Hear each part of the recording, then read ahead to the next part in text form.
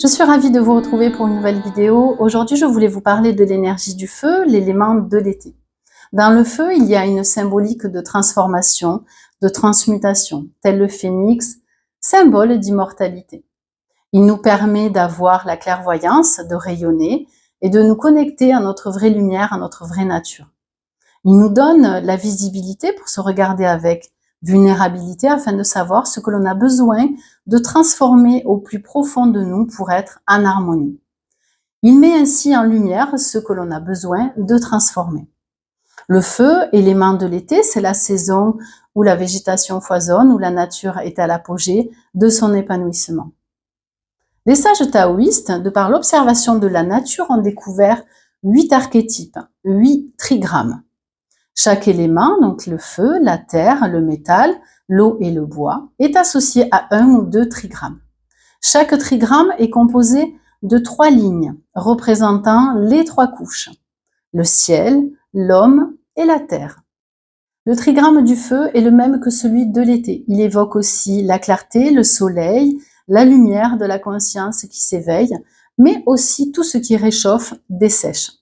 Car le climat de l'été, c'est la chaleur torride, une chaleur qui mûrit les blés, mais qui peut provoquer aussi des incendies. Cette saison nous invite à nous coucher tard et à nous lever tôt, à chercher à avoir la clairvoyance et à nous mettre en relation avec la grande nature. Le corps exulte, il baigne dans la joie de vivre et se recharge au soleil. Durant cette période d'été, nous pouvons faire face à un surcroît d'activité car les méridiens sont rechargés au maximum en énergie.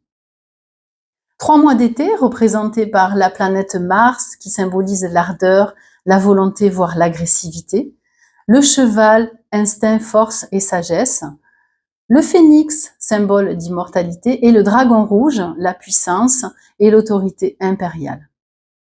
L'été est symbolisé par la saveur amère qui évacue la chaleur vers le bas, assèche l'humidité, draine et durcit.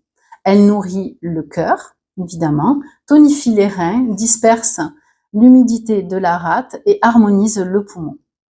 La couleur du feu est le rouge. Donc vous pouvez stimuler cet élément autour de vous. Par exemple, dans vos vêtements, vous pouvez porter du rouge.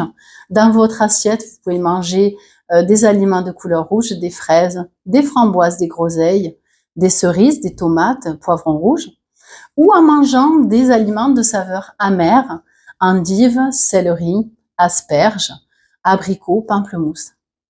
Et vous pouvez dans votre maison stimuler cette énergie dans le côté sud en ajoutant des notes de couleur rouge, des bougies, des rideaux, des petits drapés, des coussins. L'élément feu s'inscrit dans un organe, le cœur, et une entraille, l'intestin grêle. Les textes disent que le cœur gouverne les émotions, il est le siège des 7 passions. La peur, la joie, la colère, la réflexion, la tristesse, la frayeur, le désespoir. Mais le cœur, son émotion principale, c'est la joie, et plus précisément, la joie de vivre. Voilà, c'est tout pour les énergies du feu. Je vous retrouve la prochaine fois pour les fonctions du cœur et de l'intestin grêle. Je vous dis à bientôt. Merci beaucoup pour cette écoute. Salut!